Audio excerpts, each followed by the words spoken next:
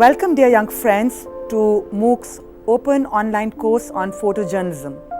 If you have a hobby or an interest in photography, visual communication or journalism, then this is the right choice for you. This course on photojournalism carries 5 credits and will be covered over a semester. Needless to say, you need not attend university classes, but you will be engaging with us in an interactive online way through forums and discussions and assignments that will take you through this exciting journey to discover the field of photojournalism. What are you going to learn in this course? You're going to learn how to take pictures. You're going to learn how to do news stories. You're going to learn how to do photo selection and editing. And most importantly, you're going to learn how to work with values. You're going to learn what is the importance of being objective, ethical and fair in visual news storytelling. This is something that the world really needs today.